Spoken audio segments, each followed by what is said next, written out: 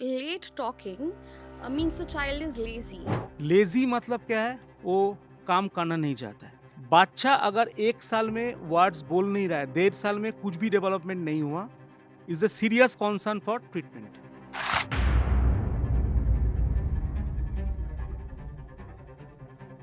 एक speech language pathologist का exact role क्या होता है? हम लोग जो सोचते हैं, जो बोलते हैं, जो अटेंशन देते हैं, जो जितना लैंग्वेज लिंग्विस्टिक्स और लैंग्वेज जितना ब्रेन में है, जो भाषा से हम बात करते हैं, ये है लैंग्वेज।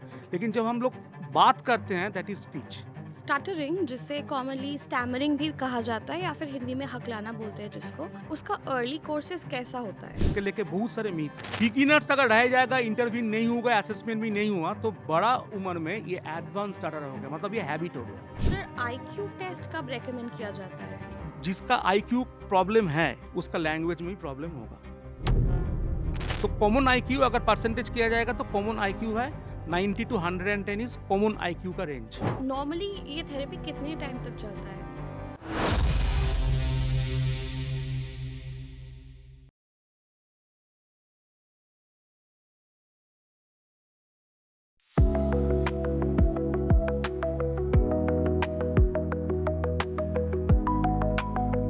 हेलो व्यूअर्स, आज हम एक ऐसी टॉपिक पर बात करने जा रहे हैं जो पहली नज़र में बिल्कुल सिंपल लगता है, लेकिन अगर टाइम पर ध्यान नहीं दिया जाए तो लाइफ में नोटिसेबल डिफिकल्टीज क्रिएट कर सकता है।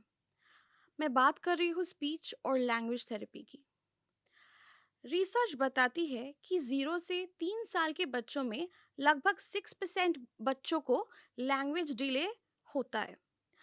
अगर पहचान और सपोर्ट टाइम पर ना मिले तो स्कूल परफॉर्मेंस, पढ़ाई और कॉन्फिडेंस पर असर पड़ता है। तो ये सिर्फ बच्चों तक सीमित ही नहीं, अडल्ट्स भी स्पीच और कम्युनिकेशन चैलेंजेस फेस करते हैं, जैसे स्ट्रोक के बाद speech changes, voice train, stammering, cognitive communication issues या लॉन्ग टर्म मेडिकल कंडीशंस के इफेक्ट्स। इसीलिए आज हमारे साथ है डॉक्टर इंद्रनील चैटर्जी, जिनका क्लिनिकल, टीचिंग और रिसर्च एक्सपीरियंस मिलाकर करीब 20 इयर्स के एक्सपीरियंस है। ये अली यवर जंग national institute of speech and hearing disabilities Kolkata under the government of India में ऑडियोलॉजी और स्पीच लैंग्वेज पैथोलॉजी डिपार्टमेंट के हेड है। इस एपिसोड को एंड तक ज़रूर देखिए। ऐसी ही इंफॉर्मेटिव हेल्थ कॉन्वर्सेशंस के लिए हमारे यूट्यूब चैनल को सब्सक्राइब ज़रूर करें। हमारे सारे सोशल मीडिया के लिंक्स डिस्क्रिप्शन बॉक्स पे मिल जाएंगे। तो चलिए कॉन्वर्सेशन शुरू करते हैं। Welcome doctor Indranil Chatterjee to Sasta Sundar health and happiness podcast. आज हम लोग बात करेंगे स्पीच और लैंग्वेज थेरेपी के बारे में। Thank you so much for coming to our podcast. Thank you madam that speech and language therapy actually it is a field of interest in this present scenario. अभी का जो time है, इसमें speech language pathology is a very interesting subjects. Speech language pathology and audiology, पहले ये बोल सकता हूँ मैंने, ये जो दोनों चीज़ को इंडिया में अंडर ग्रेजुएट लेवल में एक ही साथ पढ़ाया जाता है। एंड इसको जो रेगुलेटरी बॉडी है, rehabilitation council of India, government of India का एक स्टैट्यूटरी पार्लियामेंट्री बॉडी है। एंड इनका पोस्ट ग्रेजुएशन भी चलता है, masters level in speech language pathology and audiology में। एंड इसका पीएचडी डॉक्टरल प्रोग्राम भी चलता है। मैं जो इंस्टीट्यूट बिलोंग करता हूँ वो अलीजावर जंग national institute of speech and hearing disability, जो बीटी रोड बोनहुगली उसमें है। ये रीजनल सेंटर कोलकाता है। हमारा जो हेडक्वार्टर है वो मुंबई में है। हमारा एंटायर जो कोर्सेस है on speech and hearing, speech pathology and audiology का, ये सब West Bengal university of health science Salt Lake का अंडर में है। मैं वहाँ का फैकल्टी हूँ। And speech language pathology basically it deals with communication disorders in any age. मतलब ये नहीं है छोटा बच्चा के लिए स्पीच लैंग्वेज पैथोलॉजी है। जैसे चाइल्ड लैंग्वेज डिसऑर्डर बहुत सारे हैं, ऑटिज्म, डिलेड लैंग्वेज डिसऑर्डर्स, ठीक है ना, developmental language disorder, cerebral palsy, mental retardation, hearing impairment, ठीक है, डेफ ब्लाइंडनेस, मल्टीपल डिसेबिलिटी, ये सब लैंग्वेज डिले होता है जिसमें छोटा बच्चा का प्रॉब्लम होता है। और एक है एडल्ट प्रॉब्लम जो एक्वायर्ड प्रॉब्लम है, जैसे मान लीजिए stroke, head injury, any neurodegenerative condition, cancer, swallow problem, dysphagia, swallow problem. Swallow problem can be of pediatric, can be of neurological, can be of cancer. So everywhere speech and language pathology का एक strong interdisciplinary एक input चाहिए with the medical team. It is basically a health care team. So health care में ये जो department है ये चारों चीज़ ही करते हैं। देखिए कोई भी हेल्थ केयर में 4 चीज़ होता है, एक है क्यूरेटिव, एक है प्रिवेंटिव, एक है रिहैबिलिटेटिव एंड चौथा है पैलिएटिव। पहले बोलता हूँ मैंने क्या फर्स्ट क्या कैसा है। जो प्रिवेंटिव है, प्रिवेंटिव मतलब before it occurs we can prevent it. Curative means हम उसका जो पैथोलॉजी है, जो पैथोजेनेसिस है, उसको हम ट्रीट कर दिया, ठीक है। रिहैबिलिटेशन और हैबिलिटेशन मतलब जिसका डेवलपमेंट हुआ नहीं है और डेवलपमेंट होने के बाद लॉस हो गया है, उसको फिर रिवर्ट करना, ये है रिहैबिलिटेशन और मेन स्ट्रीम करना। और फोर्थ है पैलिएटिव, जो end of the life care है। मतलब हमको पता भी है पेशेंट बचे जिंदा नहीं रहेंगे, फिर भी जितना दिन जिंदा रहेंगे उनका क्वालिटी ऑफ लाइफ को बेटर करना है, ये पैलिएटिव केयर। जैसे कैंसर विक्टिम जो लास्ट स्टेज ऑफ कैंसर, उसको स्वालो इशू होगा, स्पीच इशूज होगा, लेकिन मुझे पता है जो पेशेंट चले जाएंगे, लेकिन फिर भी we have to last breath तक हमको उनको ट्रीटमेंट देना, ये पैलिएटिव एरिया है। सो चारों एरिया में ही speech language pathologist and audiologist का रोल है। राइट। एक स्पीच लैंग्वेज पैथोलॉजिस्ट का एग्जैक्ट रोल क्या होता है? स्पीच लैंग्वेज पैथोलॉजिस्ट का एग्जैक्ट रोल है, पहले हम जैसे मान लीजिए कम्युनिकेशन डिसऑर्डर किसी का है, उसको पहले एसेस करना। असेसमेंट होने की बाद कौन सा एरिया में प्रॉब्लम है। एरिया पहला तो है कम्युनिकेशन, मतलब it is coming under language and speech. Language मतलब जो ब्रेन में जो डेवलपमेंट होता है, जो डेवलपमेंटली जो है, हम लोग जो सोचते हैं, जो बोलते हैं, जो अटेंशन देते हैं, जो जितना लैंग्वेज लिंग्विस्टिक्स और लैंग्वेज जितना ब्रेन में है, जो भाषा से हम बात करते हैं, ये है लैंग्वेज। लेकिन जब हम लोग बात करते हैं that is speech and it is unique in human. Human छोड़ के और किसी का पास स्पीच नहीं है। बहुत सारा रिसर्च ऐसे किया गया है, जैसे गोरिल्ला चिंपांजी का ऊपर, जो ये लोग बात कर सकता है क्या, लेकिन नहीं। ये लोग साइन लैंग्वेज 3 से 4 साल तक ये लोग साइन कर सकते हैं अगर ट्रेनिंग दे सकता है, लेकिन ये लोग स्पीच नहीं बोल सकता है। तो ह्यूमन बींग में हमारा जो फ्रंटल लोब है, टेम्पोरल पैराइटल लोब है एंड जो लिम्बिक स्ट्रक्चर है, ये सब जो लोब, ब्रेन का जो लोब है, एंड हेमिस्फीयर, 2 हेमिस्फीयर है हमारा, right and left hemisphere, and इसमें एक हेमिस्फीयरिक कंट्रोल है थ्रू कॉर्पस कैलोसम। ये जो हमारा हेमिस्फेरिक कंट्रोल है, ये ज़्यादा डेवलप्ड है इन ह्यूमन, इसलिए हमारा जो हेड सर्कमफेरेंस देखिए इतना है। ये हमारा लैंग्वेज एंड स्पीच मतलब हाई कॉग्निटिव फंक्शंस में ये हेल्प करता है। Speech and language is very high cognitive functions. देखिए बहुत सारे ऐसे पेशेंट होता है जिसमें मान लीजिए चलते नहीं है, बात भी नहीं करता है, थोड़ा ट्रीटमेंट देने के बाद चलना आ जाता है because of maturity and treatment, but बोलना देर होते ही रहता है। मतलब बोलना थोड़ा और भी कॉम्प्लिकेटेड है, क्योंकि ये higher structure of the brain से ही आता है। राइट।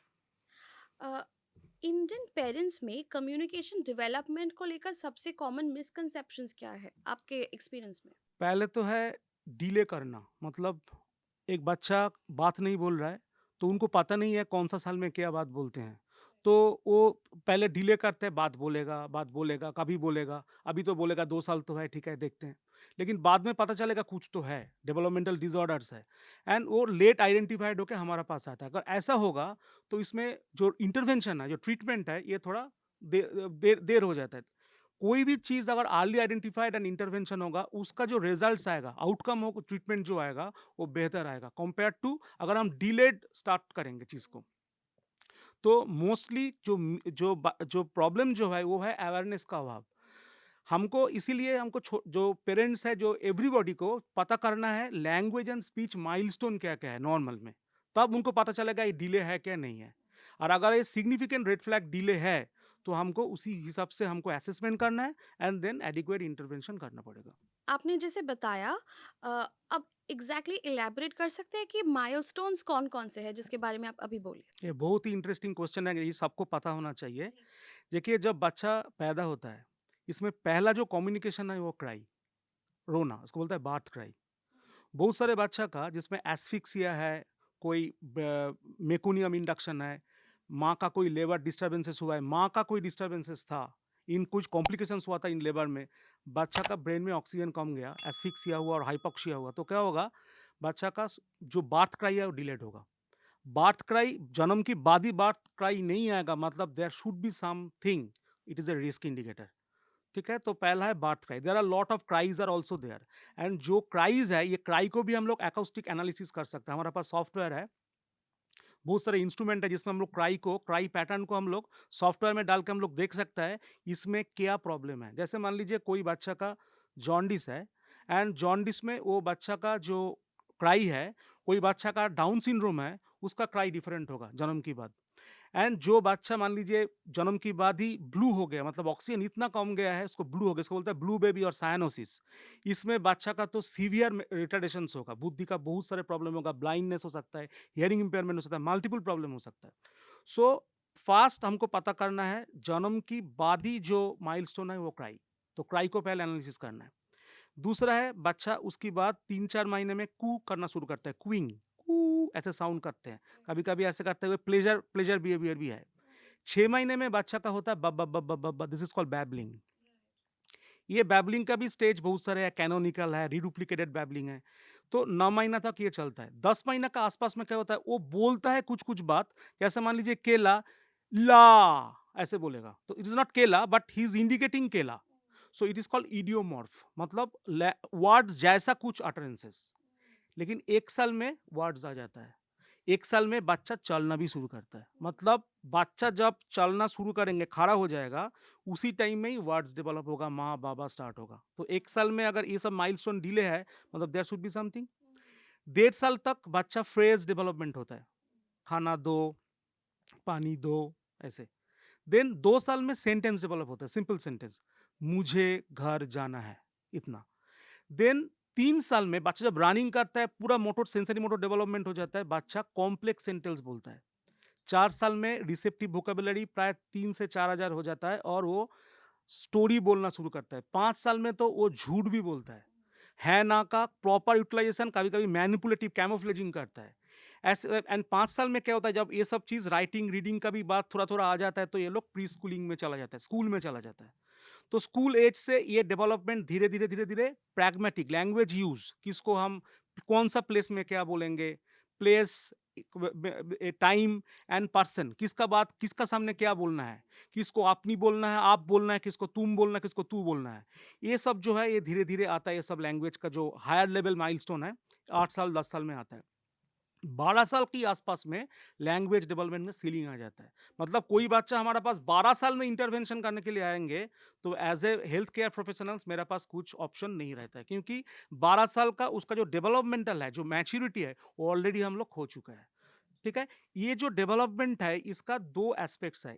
एक है न्यूरोप्लास्टिसिटी, जिसमें ब्रेन रिवायर करते हैं, ब्रेन सीखते हैं, ब्रेन डेवलप करते हैं, क्योंकि साइनैप्स जो नर्व का जो एंडिंग है, वो साइनैप्स ज़्यादा निकलता है, इसको बोलता है साइनैप्टोजेनेसिस। लैंग्वेज डेवलपमेंट के लिए 0 टू 3 इयर्स है ये साइनैप्टोजेनेसिस का आइडियल टाइम।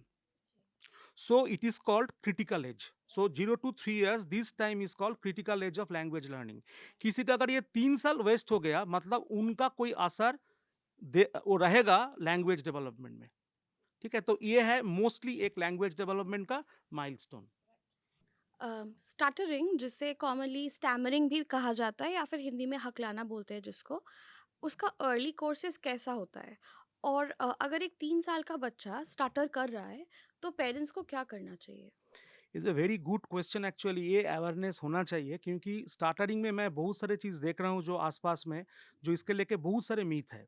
स्टार्टरिंग क्यों होता है पहले हमको पता करना है। स्टार्टरिंग मतलब it is called fluency disorder. हम लोग जो टोटल जो एक टर्मिनोलॉजी करते हैं, जो अम्ब्रेला है टर्म है, उसको बोलते हैं फ्लुएंसी डिसऑर्डर। मतलब हम लोग कितना वर्ड कितना मिनट में बोल रहे हैं। जैसे एडल्ट 120 वर्ड पर मिनट बोलता है, तो ये नॉर्मल रेट। ये रेट अगर इधर उधर हो जाएगा तब तो फ्लुएंसी डिसऑर्डर होगा। क्यों ये फ्लुएंसी डिसऑर्डर होता है? उसका फर्स्ट जो पॉइंट है, this is called feed forward system. What is feed forward system? That is called motor planning. हमारा ब्रेन में सुपीरियर टेम्पोरल जाइरस और कुछ कुछ एरिया है, और भी बहुत सारे एरिया है, जो हमारा जो बोलने का जो प्रोग्रामिंग वो करते हैं, टाइम को फिक्स कर देता है, टेम्पलेट मैच करता है, कौन सा वर्ड की बात क्या बोलेंगे। तो हम जो सोचते हैं, जो मोटर प्लानिंग करता है, वो ब्रेन का एरिया रेगुलेट करता है, एंड देन वो मुंह में आता है। ठीक है, इसको बोलते हैं फीड फॉरवर्ड। फीडबैक क्या है? हम जो बोल रहा है, ये चीज़ हम सुन भी तो रहा है, तो हमारा बात को हम सुन के ही इसको रेगुलेट कर रहा है, मॉनिटरिंग कर रहा है। ये दोनों जो फीड फॉरवर्ड एंड फीडबैक जो मैकेनिज्म है, इसका बिटवीन एक टाइम गैप है, मतलब इसको टाइम इंटरवल से इसको दिया जाता है। ये जो टाइम गैप है, ये अगर ओवरलैप्ड हो गया और इधर उधर हो गया, तो क्या होगा? वो हकलाएगा, क्योंकि जो सोचेगा और बोलने का टाइम मिसमैच्ड है, तो टेम्पलेट मिसमैच होगा, तो वो हकलाएगा। अब ये हकलाना बहुत सारे हैं, मतलब ये हम लोग स्टार्टरिंग ओनली हकलाना नहीं है।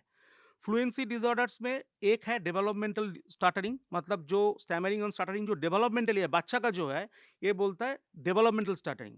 इसका भी अगर 3 फेज़ है। एक है नॉर्मल नॉन फ्लुएंसी, जैसे 3 साल का बच्चा यूजुअली उसको पता ही नहीं है, उसको बात रुक रहा है। तो ये तो स्टटरिंग है ही नहीं। ये है नॉर्मल डिस्फ्लुएंसी, मेबी ये स्टटरर हो सकता है। तो इसको हम अवेयरनेस नहीं देना चाहिए। तो मम्मी को पहले इनको लेके अवेयरनेस देना, इसको लेके ऐसा बोलना जो तुम ऐसे बोल रहे हो, वो तो नहीं बोलता है, तुम कभी मारेंगे, तुम ऐसे क्यों बोल रहे हो? ये सब चीज़ नो नेगेटिव रिइंफोर्समेंट और पनिशमेंट। बिकॉज़ ये बच्चा एडॉप्ट हो जाएँगे जो हमारा पास ये एक डर आ जाएगा बोलने के लिए। तो वो खुद ही खुद का बातों का ऊपर वो कॉन्संट्रेट करेगा और भी हकलाएगा। तो ये है नॉर्मल नॉन फ्लुएंसी जो मोस्टली खुद ही चला जाता है। ये हम लोग देखते हैं 4:1 रेशियो में मेल में ज़्यादा होता है। इसका कारण है एक हार्मोन, फीमेल हार्मोन बहुत सारे रिस्ट्रिक्ट कर देता है ये सब चीज़ को लाने में। दूसरा है एक साइकोलॉजिकल फैक्टर्स है जो मेल चिल्ड्रन से ज़्यादा एक्सपेक्टेशन होता है कंपेयर टू फीमेल, बट ये आजकल का डेट में ये सही नहीं है, लेकिन बुक में ये है। और तीसरा चीज़ है ब्रेन मैच्योरिटी फीमेल का लैंग्वेज में 5-6 साल तक फास्टर होता है कंपेयर टू एक लड़का। बाद में ये लोग ठीक हो जाता है, एक जैसा हो जाता है। तो ये चीज़ के लिए हम लोगों को नॉर्मल नॉन फ्लुएंसी को पहले पकड़ना चाहिए, ये स्टार्टरिंग है क्या नहीं। दूसरा है बिगिनर्स, बिगिनर्स मतलब जो ये नॉर्मल नॉन फ्लुएंसी से वो प्रिवेंट नहीं हुआ, उसको स्टार्टरिंग हो गया, तो वो है बिगिनर्स। बिगिनर्स में अगर स्कूल में कभी हकलाएगा, लोग उसको ह्यूमिलिएट करेगा ये बिगिनर्स अगर रह जाएगा, इंटरव्यू नहीं होगा, असेसमेंट भी नहीं हुआ, तो बड़ा उम्र में ये एडवांस स्टार्टर हो गया, मतलब ये हैबिट हो गया, स्टार्टरिंग का हैबिट हो गया। तो स्टार्टरिंग इज बेसिकली ये न्यूरोलॉजिकल प्रॉब्लम है, ये एनाटॉमिकल डिफेक्ट है, ऐसे नहीं है ये वो खुद से कर रहा है। तो मोस्टली जो स्टार्टरिंग है वो डेवलपमेंटल है। दूसरा एक स्टार्टरिंग है, इसको बोलते हैं न्यूरोजेनिक स्टार्टरिंग। न्यूरोजेनिक स्टार्टरिंग मतलब बहुत सारे ब्रेन डैमेज एंड स्ट्रोक और डिजेनरेटिव डिसऑर्डर से पार्किंसन में भी हकलाते हैं, वो है न्यूरोलॉजिकल स्टार्टरिंग। वो अलग से उनका रूट है, उनका ट्रीटमेंट, उसका प्लानिंग सब अलग है। इवन एमआरआई अगर हम लोग करेंगे ब्रेन में, फंक्शनल एमआरआई और स्ट्रक्चरल एमआरआई करेंगे, तो उसमें भी हमको पता चलेगा स्पेसिफिक कोई एरिया उसके लिए इल्यूमिनेटेड हो रहा है। तो ये एक पॉइंट है, क्योंकि डेवलपमेंटल स्टार्टरिंग एंड न्यूरोजेनिक स्टार्टरिंग सेम नहीं है। और एक स्टार्टर है, उसको बोलता है साइकोजेनिक स्टार्टरिंग। डर के, डरने की बात, जैसे एक टेक्निक है, इसको बोलता है ग्लॉसोफोबिया। हम पब्लिक स्पीकिंग में हम डरते हैं, हमारा इतना फियर हो जाता है, हम स्टार्टरिंग करेंगे पब्लिक स्पीकिंग में, फियर इतना है, इसको बोलता है ग्लॉसोफोबिया। और साइकोलॉजिकल स्टार्टरिंग होता है डिप्रेसिव पर्सन्स में, कभी कभी स्किजोफ्रेनिया में, कभी कभी obsessive compulsive disorder, psychiatric condition है, उसमें हो सकता है। कुछ कुछ ऑटिज्म में, जैसे एस्पर्जर डिसऑर्डर, इसमें भी स्टार्टरिंग साइकोजेनिक स्टार्टरिंग दिया जाता है। एल्कोहलिक्स में, जो लोग क्रॉनिक एल्कोहलिक्स है, इनको भी स्टार्टरिंग लाइक फीचर्स देखते हैं, तो इसको बोलता है साइकोजेनिक स्टार्टरिंग। ये तीनों हो गया स्टार्टरिंग। और एक फ्लुएंसी डिसऑर्डर है जिसको बोलता है क्लाटरिंग। क्लाटरिंग का मतलब है जिसका भाषा का भी प्रॉब्लम है, मतलब उसका एप्रोप्रिएट लैंग्वेज यूज नहीं करता है, शुरू करता है इजीली, धीरे धीरे उसको रेट ऑफ स्पीच बहुत बढ़ जाता है, एक टाइम में इतना फास्ट रेट में बोलता है जो सब बात ही उसको अनइंटेलिजिबल हो जाता है। इसको बोलता है क्लाटरिंग, मतलब इसको बोलता है टैकी ले लिया, इतना स्पीड में बात कर रहा है, कोई उसको बात समझ में ही नहीं आ रहा है, और उसका लैंग्वेज प्रॉब्लम है। मोस्टली एडीएचडी एडल्ट में और कोई कोई न्यूरोलॉजिकल पेशेंट्स में, लर्निंग डिसेबिलिटी डिसलेक्सिया में ये जुड़ा रहता है ये चीज़। इवन एपिलेप्सी में, बहुत सारे एपिलेप्टिक डिसऑर्डर में ये क्लाटरिंग जुड़ा रहता है।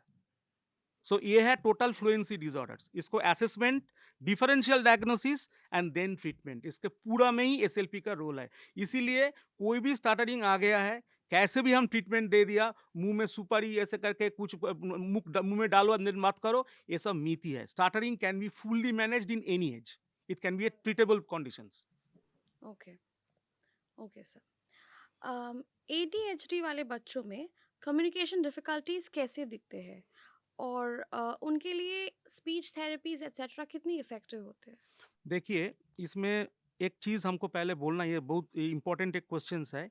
एडीएचडी मतलब attention deficit hyper activity disorder. ADHD हमारा जो साइकियाट्रिक जो मैनुअल है, इसको बोलता है डायग्नोस्टिक स्टैटिस्टिकल मैनुअल, जो रिसेंट है वो है 5 नंबर DSM-5 थियोरेटिकल रिवीजन, जो 2022 में आया है। इसमें से एडीएचडी में 3 क्लासिफिकेशन है। टाइप 1 जिसमें ओनली अटेंशन डेफिसिट है, हाइपर एक्टिविटी नहीं है, छटपट छटपट नहीं करता है। दूसरा है type 2।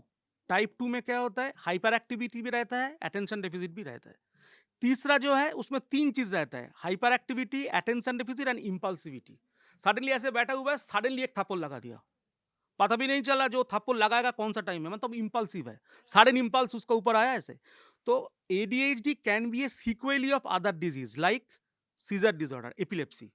ADHD can be associated with autism also, इसको बोलता है AUDHD। ऑटिज्म भी है, ADHD भी है। क्या डिफरेंसेस है? मोस्टली मोस्टली डिफरेंसेस ऐसे करके हम लोग कर सकते हैं। ADHD में बच्चा काम शुरू करेगा, आप कोई काम करा सकता है उसको, लेकिन वो कंप्लीट नहीं करेगा, वो बीच में से भाग जाएगा। ऑटिज्म काम शुरू ही नहीं कर पाएंगे। ये दोनों में बेसिक डिफरेंस है। जिसका दोनों ही मिक्सअप है, वो क्या करता है, वो चीज इरेलीवेंट होता है, मतलब कभी शुरू करेगा कभी नहीं शुरू करेगा। तो ऑटिज्म का साथ ADHD भी रहता है। ADHD का कारण है हमारा ब्रेन में हमको अटेंशन देने में, हमको काम करने में दो बहुत बढ़िया हमारा पास हॉर्मोन्स है, ब्रेन हॉर्मोन बोलते हैं, न्यूरो हार्मोन और न्यूरोट्रांसमीटर। एक है सेरोटोनिन, दूसरा है dopamine. Dopamine, serotonin and GABA, gamma aminic butyric acid, ये तीनों एंड माओ, मोनोएमाइन ऑक्सीजेज, ये चार जो हमारा है, आज कुछ कुछ एरिया में ऑक्सीटोसिन भी है and acetyl choline, cholinergic adrenergic system भी है। ये सब क्या करता है, अटेंशंस को हमको रखते हैं। जो बच्चा का डोपामाइन और सेरोटोनिन का थोड़ा डिस्टर्बेंसेस है, गाबा ठीक से सिक्रेशन नहीं होता है in the pre frontal cortex, वो लोग क्या करता है, छटफट छटफट करता है। इसमें से प्रॉब्लम क्या होता है, लैंग्वेज पूरा डेवलप नहीं होता है। कुछ कुछ वर्ड बोलेगा लेकिन मीनिंगफुल नहीं बोलेगा, कभी कुछ भी बोलते रहेगा, बार बार रिपीट करेगा, इसको बोलता है इको ले लिया। एंड एक जगह में नहीं बैठता है बोल के उससे कुछ बड़ा स्टोरी, बहुत बड़ा उसका question answer, proper conversation impossible है, हो नहीं सकता। तो इसके लिए ट्रीटमेंट चाहिए। राइट।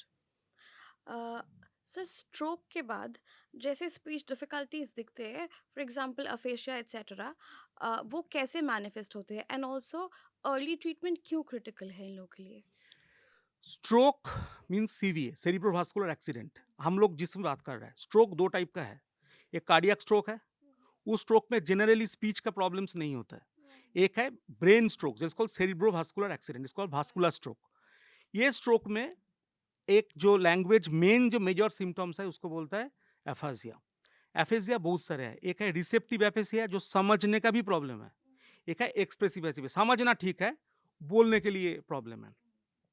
हमारा ब्रेन में दो एरिया है, एक है वार्निकेज एरिया, एक है Broca's area. Broca's area basically it is for production of speech, Wernicke's area is for reception of speech. तो आपको ये याद करना पड़ेगा, हमारा पास बोलने का दो एरिया ही अलग है, समझने का जो एरिया वही बोलने का एरिया नहीं है, वो दोनों अलग है। और ये दोनों में कनेक्टर कौन है, आर्कुएट फेसिकुलस, ये एक छोटा कनेक्टर है। कभी कभी उसमें से हेमरेज होके बा इस्टीमिया होके वो उड़ गया तो क्या होगा, वो समझ में भी आएगा लेकिन बोल नहीं पाएंगे। तो हमको पता करना है where is the site of lesion, कोথায় लिसन हुआ है, कहाँ लिसन हो गया। तो हमको क्या करना है, MRI नहीं तो कुछ करके ब्रेन में देखना है लिसन साइट क्या है। स्ट्रोक में जो एफेजिया होता है यूजुअली 6 महीने में खुद ही वो रिकवर करता है, इसको बोलते हैं स्पॉन्टेनियस रिकवरी। क्योंकि इनिशियल जब कोई इम्पैक्ट होता है ब्रेन में, उसमें जो पहला जो इम्पैक्ट होता है उसको बोलता है ट्रांजिएंट इस्चेमिक अटैक, TIA। जब वो धीरे धीरे स्ट्रोक शॉक से निकल जाएंगे, धीरे धीरे उसमें न्यूट्रिशन जाएगा, मेडिसिन जाएगा, थेरेपी जाएगा, फिजियोथेरेपी होगा, ऑक्यूपेशनल थेरेपी होगा, स्पीच थेरेपी होगा, सब थेरेपी होगा। धीरे धीरे क्या होगा, ब्रेन रिवायर करेगा, इसको बोलता है प्लास्टिसिटी, साइनेप्टिक प्लास्टिसिटी, वो इम्प्रूव करेगा। तो धीरे धीरे इम्प्रूव होगा। तो 6 महीना, अप टू 6 महीना बहुत रिकवरी होता है। स्ट्रोक में ओनली एफेजिया छोड़ के भी और भी प्रॉब्लम हो सकता है। एफेजिया छोड़ के और एक प्रॉब्लम है डिजार्थ्रिया, जो न्यूरोमास्कुलर डिस्टर्बेंसेस है, जीभ निकल नहीं पा रहा है, थोड़ा स्लर्ड स्पीच हो गया क्योंकि जीभ मसल्स मूवमेंट कम हो गया। तीसरा है एप्रैक्सिया, उसको समझ में आता है लेकिन वो प्रोग्रामिंग नहीं कर पा रहा है, ये है एप्रैक्सिया। चौथा है स्वालो प्रॉब्लम, इसको बोलता है डिस्फेजिया, न्यूरोलॉजिकल स्वालो प्रॉब्लम, वो गीट नहीं पाता है, राइल्स ट्यूब में रहता है। तो थेरेपिस्ट का पहले जो क्रिटिकल केयर में जो हमारा रोल है, क्रिटिकल केयर में उसको माउथ फीडिंग कर देना है, क्योंकि ट्यूब फीडिंग में करेंगे तो बार बार इन्फेक्शन होगा। Ryle's tube, pack tube, nasogastric tube, ये सब जो ट्यूब है, फ्रेका ट्यूब, ये सब ट्यूब अगर बैठा के रखेंगे तो क्या होगा, वो कैथीटर से इन्फेक्शन चैनलाइज होगा। तो हमको क्या करना है, वो ट्यूब को पहले निकलना पड़ेगा, निकलते हुए क्या करना है, हमको ओरल फीड करना है। तो ओरल फीड का क्लासिफिकेशन है, डायटिक क्लासिफिकेशन। पहला हमको प्यूरी डाइट देना है, धीरे धीरे उसमें सॉलिड डाइट देना है, तो इसका फेज है। And different type of muscular manoeuvre है, इलेक्ट्रिकल स्टिमुलेशन भी हम लोग देख सकता है, मसल में हम लोग न्यूरो मास्कुलर इलेक्ट्रिकल स्टिमुलेशन दे के हम लोग गीटाते हैं। तो एनमेस एक इंस्ट्रूमेंट्स है, वाइटल स्टीम बोल के, हम लोग कभी कभी electrical stimulation in the bed side करते हैं। तो इंपॉर्टेंट है एफेजिया और स्ट्रोक के लिए बेड साइड ट्रीटमेंट। सो शुरू करना है डे 1 से ही। जब उसका क्रिटिकल केस से थोड़ा बाहर आ गया, वो कॉन्शसनेस में थोड़ा बहुत आ गया, you have to start therapy, speech therapy, physiotherapy सब शुरू करना है। अदरवाइज थोड़ा बहुत भी डिले हो गया तो ये डिले रह जाएगा, इनका इम्पैक्ट बाद में भी रहेगा। तो इसीलिए सेरिब्रोवास्कुलर एक्सीडेंट से जो एफाजिया होता है, एफाजिया का ओनली कॉज सेरिब्रोवास्कुलर एक्सीडेंट नहीं है, ब्रेन ट्यूमर, ठीक है, हेड इंजुरी, बहुत सारे एरिया में एफाजिया हो सकता है। एफाजिया सेरिब्रोवास्कुलर एक्सीडेंट एफाजिया का एक कॉज है, लेकिन there are other cause like meningitis हुआ किसी का, मेनिंजाइटिस बाय एनकेफेलाइटिस हुआ, इवन कोविड में भी बहुत सारे लोगों का एफेजिया दिखा गया है। ठीक है, so aphasia is basically it is a condition where brain's language has been gone due to acquired infection, inflammations, tumour और सेरिब्रोवास्कुलर एक्सीडेंट। सेरिब्रोवास्कुलर एक्सीडेंट में और एक प्रॉब्लम हो सकता है एफेजिया का साथ, जिसको बोलता है डिमेंशिया, उसको मेमोरी लॉस होता है, उसको बोलता है मल्टी इन्फेक्ट डिमेंशिया और senile dementia. Multi infect dementia में क्या होता है, स्ट्रोक की बाद वो भूल जाता है, वो सब कुछ आगे क्या हुआ भूल गया, और आगे क्या हुआ याद है, अभी क्या कर रहा है वो भूल गया, दोनों हो सकता है। तो पीछे का भूल गया और सामने का भूल गया, मतलब रेट्रोग्रेड एमनेसिया, एंटेरोग्रेड एमनेसिया। तो हमको वो भी असेस करना है वो कौन सा डिमेंटिक फीचर्स उसका पास है। ये एल्जाइमर्स डिमेंशिया नहीं है, ये मल्टी इन्फेक्ट है, मतलब ड्यू टू स्ट्रोक उनका मेमोरी लॉस हो रहा है, क्योंकि हिप्पोकैम्पस थैलामस जो एरिया मेमोरी सर्किट है ब्रेन में वो उड़ गया, उसमें इस्चीमिया हो गया, नहीं तो उसमें हेमरेज हो गया, इसको एम्बोलिज्म हो गया, कभी कभी एन्यूरिस्टिक शॉक होता है, ब्लड वेसल रप्चर हो गया ब्रेन में। तो ये सब सर मोस्टली एफेजिया होता है मीडियल सेरिब्रल आर्टरी, वो डैमेज होने के बाद ही एफेजिया मोस्टली होता है। Okay sir. पार्किंसंस में स्पीच थेरेपी का क्या रोल होता है और उनके लिए कौन सी ट्रेनिंग्स या एक्सरसाइजेस उनके स्पीच और वॉइस के लिए सबसे ज़्यादा इम्पोर्टेंट है? देखिए पार्किंसन डिजीज ये एक न्यूरोलॉजिकल कंडीशंस है, जिसमें हमारा ब्रेन में कुछ एरिया में कुछ न्यूरोट्रांसमीटर जो डोपामाइन है इसका थोड़ा सीक्रेशंस का डिस्टर्बेंसेस होता है। तो first of all Parkinson disease अगर डायग्नोसिस होगा तो पहले इसका न्यूरोलॉजिकल असेसमेंट और ट्रीटमेंट चाहिए, क्योंकि सीनडोपा लिवेडोपा डोपामाइन सब्स्टिट्यूट नहीं देंगे तो स्पीच आउटकम उतना फास्ट आएगा नहीं, दैट इज फर्स्ट। और एक चीज़ बहुत इंपॉर्टेंट है, हम सबको बताते हैं, पार्किंसनिज्म और पार्किंसन डिजीज दोनों अलग चीज़ है। पार्किंसनिज्म मीन्स कुछ फीचर्स, जिसमें किसी का गेट डिस्टर्बेंसेस हुआ, किसी का ट्रेमर आ रहा है, वोकल कॉर्ड में, मतलब जो आवाज़ हम लोग करते हैं ना, जो सब प्रोडक्ट्स करता है, वॉइस प्रोडक्शन करता है, वो थोड़ा ट्रेमर होता है, काँप रहता है उसमें, ऐसे होता है। एंड देन वो ना धीरे धीरे धीरे धीरे उसका जो वॉइस है वो थोड़ा स्लो डाउन हो जाता है, मतलब उसका लाउडनेस कम हो जाता है, ऐसे करके थोड़ा थका हुआ बात करेंगे। तो थका हुआ बात जो करेंगे मतलब उसका स्पीच इंटेलिजिबल होगा नहीं, और वो थोड़ा ऐसे करके थोड़ा ऐसा करके अनइंटेलिजिबल हो गया। तो अनइंटेलिजिबल स्लो ये सब चीज़ होगा, तो ये पार्किंसन का मेन चीज़ है। तो हमको एज ए स्पीच थेरेपिस्ट हमको क्या करना है, लाउडनेस को बढ़ाना पड़ेगा। तो इसमें से एक ट्रीटमेंट है, उसको बोलते हैं ली सिल्वरमैन टेक्निक। हम लोग क्या करते हैं, थिंक लाउड स्पीक लाउड, मतलब हम सोचेंगे चिल्ला के बोलना है तो चिल्ला के ही हम लोग बोलना है।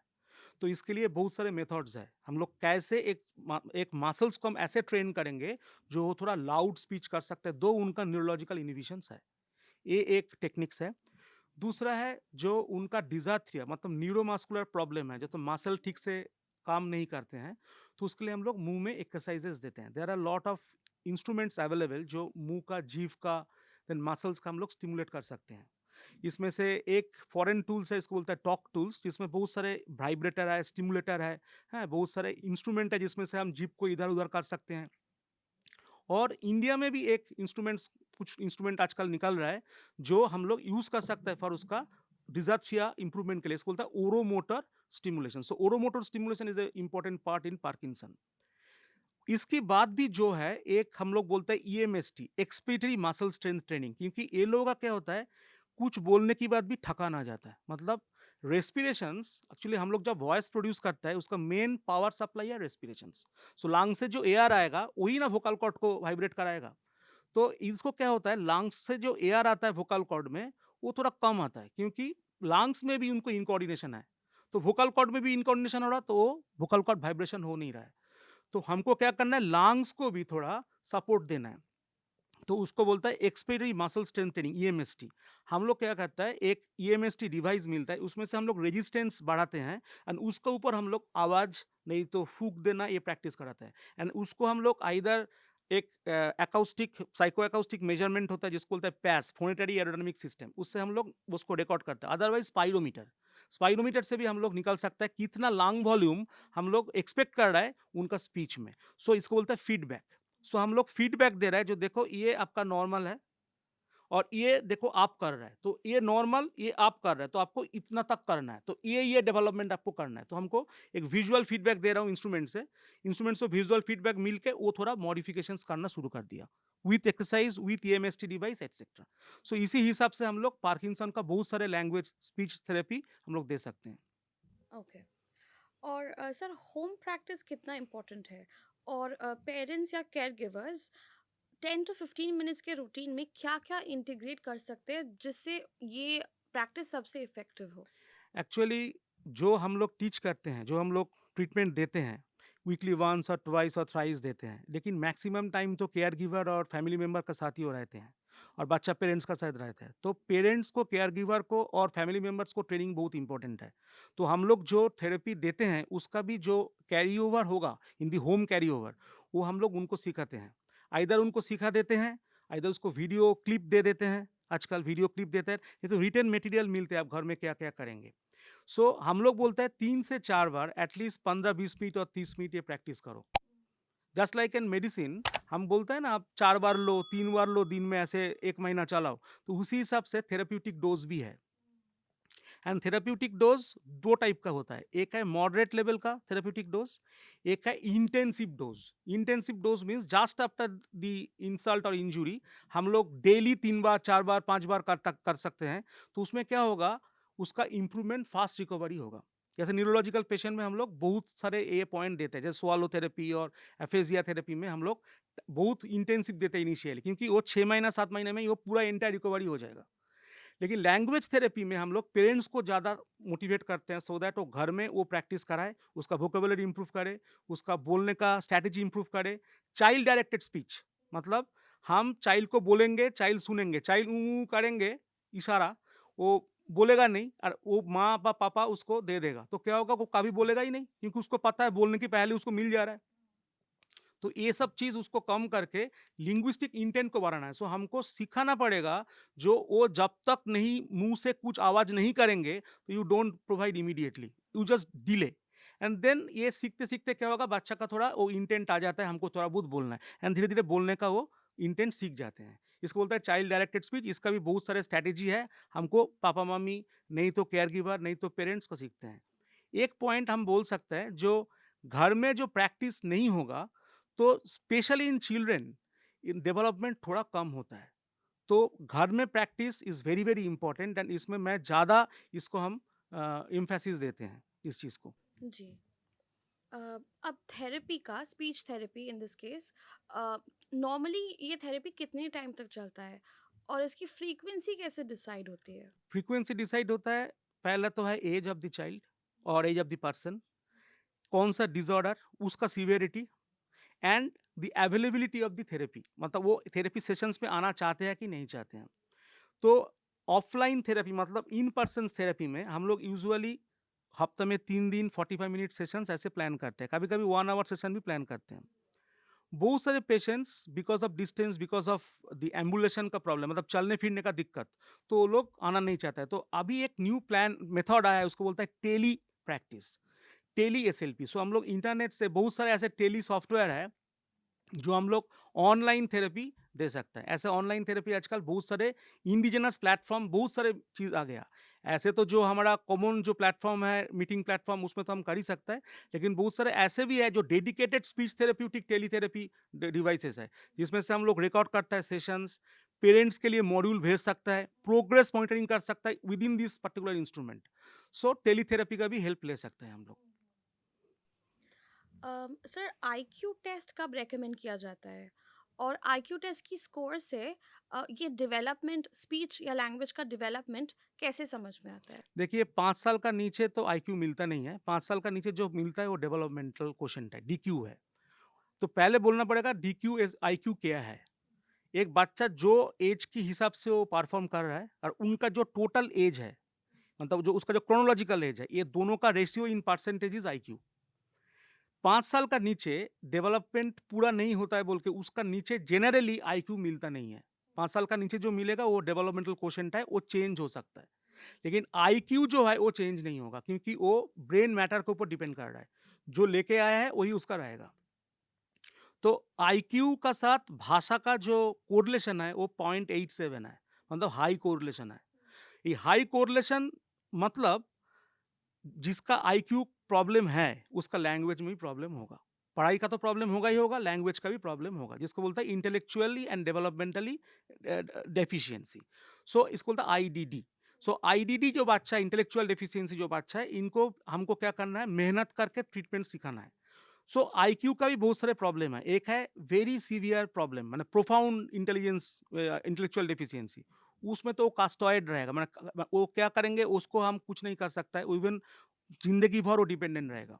लेकिन माइल्ड बॉर्डर लाइन जो इंटेलिजेंस है, 70 का ऊपर नहीं तो 80 का ऊपर जो इंटेलिजेंस है, जो थोड़ा बहुत पीछे है लेकिन खराब उतना नहीं है, तो उनका पढ़ाई भी हो सकता है, लैंग्वेज भी पूरा आ सकता है। ठीक है। सो कॉमन आईक्यू अगर परसेंटेज किया जाएगा तो कॉमन आईक्यू है 90 to 110 इज कॉमन आईक्यू का range.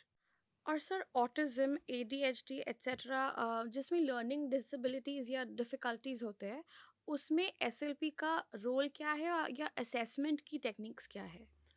ADHD, autism and learning disability तीनों अलग चीज है। Even right to persons with disability act जो 2016 में हमारा गवर्नमेंट ऑफ इंडिया ने दिया है, उस एक्ट में भी autism is a separate disability. ADHD को एड्रेस नहीं किया गया, लेकिन autism is a separate disability and learning disability is also a separate disability. Learning disability की जो प्रॉब्लम बेसिकली है वो रीडिंग में, राइटिंग में, मैथमेटिक्स में उसको बोलता है एकैल्कुलिया और डिस्कैल्कुलिया, ऑडिटरी प्रोसेसिंग में समझने में उसका प्रॉब्लम होता है, एंड कुछ कुछ मूड डिस्टर्बेंसेस होता है, साइकेट्रिक इश्यूज होता है। एसएलपी का रोल जो है मोस्टली है रीडिंग, राइटिंग एंड ये जो डिसऑर्डर्स हैं इसमें। एंड अगर किसी का मिसआर्टिकुलेशन और स्टार्टरिंग भी साथ में रहेंगे, उच्चार दोष नहीं तो हकलाना, ये भी अगर साथ में रहेंगे तो इसको भी हम ट्रीट कर सकते हैं। तो एसएलपी का रोल लर्निंग डिसेबिलिटी में बहुत है। ऑटिज्म में तो आपको पता ही है, ऑटिज्म इज ए डिसऑर्डर जिसमें उसका मेन प्रॉब्लम जो है not only communications but also scholastic performance and sensory issues, ये सब रहता है।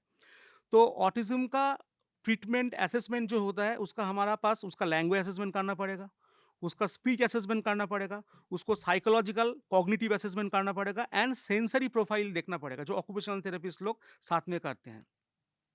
ऑटिज्म ट्रीटमेंट अर्ली 3 साल की से 3 साल का नीचे से ही अगर हम लोग शुरू कर देंगे, अर्ली माइलस्टोन से ही, तब इसका इम्प्रूवमेंट बहुत ज़्यादा होता है। बहुत सारे पेशेंट आते हैं जो लेट आइडेंटिफाइड होकर एडीएचडी ऑटिज्म आ रहा है, उसका लेकिन इम्प्रूवमेंट उतना अच्छा नहीं हो सकता है। ठीक है। तो ऑटिज्म, एडीएचडी, लर्निंग डिसेबिलिटी, ये तीनों अलग चीज़ है एंड तीनों में ही असेसमेंट एंड मैनेजमेंट में पूरा एसएलपी का रोल ही है। न्यूक्लियर वर्सेस जॉइंट फैमिली में कौन सा ज़्यादा सपोर्टिव होता है एक बच्चा का कम्युनिकेशन डेवलपमेंट के लिए? और बच्चों के पर्सपेक्टिव से प्रोज क्या-क्या है? न्यूक्लियर फैमिली में क्या होता है, अगर कोई भी एक नौकरी नहीं करता है, मतलब घर में रहता है, तो लैंग्वेज एक्सपोजर तो होता है, तो उसमें उतना डिफिकल्टीज नहीं आता है। लेकिन जिसमें पापा मम्मी दोनों ही वर्किंग है, न्यूक्लियर फैमिली है एंड केयर गिवर का चाइल्ड और समबडी का पास हो रह गया है, तब तो लैंग्वेज डेवलपमेंट उतना फास्ट रिकवरी नहीं होता। ये मेरा इतना दिन का पेशेंस का ऊपर एक्सपीरियंसेस है। सो घर में कोई नहीं है, बच्चा ऐसे ही मोबाइल फ़ोन स्क्रीन टाइम में बैठा हुआ है, लैंग्वेज डेवलपमेंट ऐसे भी नहीं हो रहा है। मतलब ये डेवलपमेंटल लैंग्वेज डिले, उसमें कोई डिसऑर्डर नहीं है, बिकॉज़ उनका पास एक्सपोज़र नहीं है, तो लैंग्वेज डेवलपमेंट नहीं हो पा रहा है। ये एक प्रॉब्लम है। Joint family of course is a best part, क्योंकि कोई ना कोई तो बात उससे करेगा। लेकिन आज का दिन में जॉइंट फैमिली है किधर? वो बहुत ही मुश्किल से जॉइंट फैमिली मिलेगा। तो जॉइंट फैमिली में जितना पेशेंट डेली में रूटीन देखता हूँ मैंने, अबार ओपीडी में जॉइंट फैमिली क्वेश्चनेयर में जॉइंट फैमिली ज़्यादा आता नहीं है आजकल। आज से 10 साल पहले कुछ-कुछ आता था। आजकल तो सभी न्यूक्लियर फैमिली, इवन ऐसा आ रहा है जो parents both are working and child is sitting with the care giver. So care giver is a paid care giver, मतलब कोई रिलेटिव नहीं है। तो वो लोग कैसे मॉनिटर कर रहा है? वो लोग मोबाइल से सीसीटीवी का मॉनिटर कर रहा है, बच्चा क्या कर रहा है। तो ये है आज का न्यू सिचुएशन है। इसमें क्या होता है, बच्चा ज़्यादा स्क्रीन टाइम एडिक्शन हो रहा है, तो लैंग्वेज डिले हो रहा है। ठीक है? तो बादशाह के लिए प्रॉज़ है, अगर बादशाह को स्कूल में अर्ली दिया जाए, बादशाह के साथ हम लोग ज़्यादा बात करें चाइल्ड डायरेक्टेड स्पीच, और बादशाह को हम लोग ज़्यादा एक्सपोज़ करें डिफरेंट लैंग्वेज में, बादशाह का डेवलपमेंट आएगा ही आएगा। और ये जन्म से ही करना पड़ेगा, तभी ये इम्प्रूवमेंट होगा। Music also gives much more impetus, क्योंकि म्यूजिक अगर दे देंगे, म्यूजिक बहुत ज़्यादा लैंग्वेज डेवलपमेंट को फैसिलिटेट करता है। आजकल बहुत सारे रिसर्च में आ रहा है जो म्यूजिकल स्टिमुलेशन, म्यूजिक थेरेपी, और ये म्यूजिक थेरेपी में क्या होता है, लैंग्वेज म्यूजिकल फॉर्मेट में जाएंगे, ब्रेन में ज़्यादा मेमोरी में रिटेंशन होता है, भूलता है कम। सो म्यूजिकल स्टिमुलेशन से लैंग्वेज डेवलपमेंट भी एक न्यू मेथड्स ऑफ डेवलपमेंट अभी हो रहा है, स्टैंडर्डाइज भी हो रहा है। Right, right, right. Adding on to what you said, home language या फिर कम्युनिकेशन टाइम, स्टोरी रीडिंग और स्क्रीन टाइम, इनमें से सबसे पावरफुल फैक्टर कौन से है एक बच्चा का कम्युनिकेशन डेवलपमेंट के लिए? देखिए, स्क्रीन टाइम मतलब अगर वो फालतू का कोई मीनिंगलेस स्क्रीन टाइम होगा, तो उसमें से बादशाह का कोई डेवलपमेंट नहीं होगा, वो खराब ही होगा।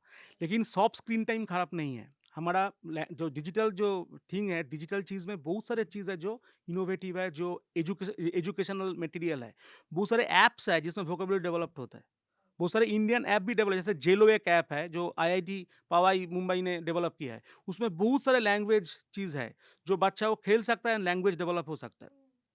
तो ऐसा बहुत सारे ऐप मिलते हैं जो फ्री अवेलेबल, जैसे जेलो मैं बोल रहा हूँ ऐप, ये फ्री प्ले स्टोर में अवेलेबल है। तो इससे बच्चा को तो हम लैंग्वेज स्टिमुलेट कर ही सकते हैं। ऐसे बहुत सारे ऐप्स हैं।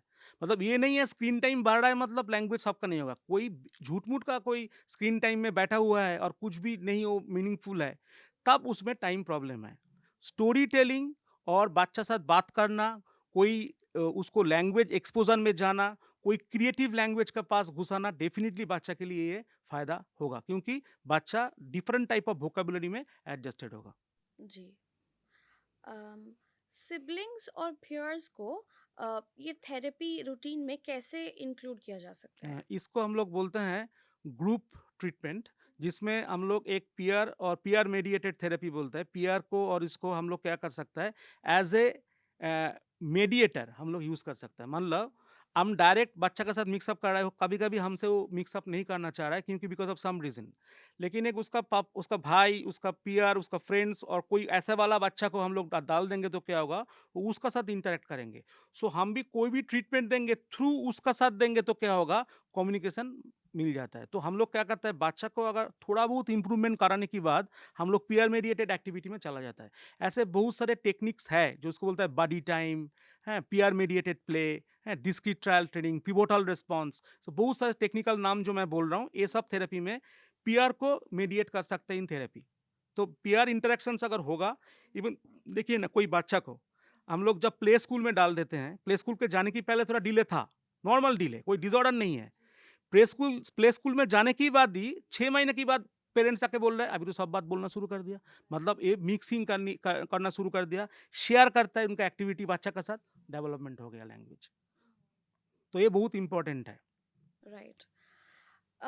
Late talking means the child is lazy, ये ऐसे जो मिथ्स है वो पेरेंट्स तक कैसे हम लोग पहुंचाए कि ये मिथ्स है, ये करेक्ट नहीं है? How do we break this particular stereotype?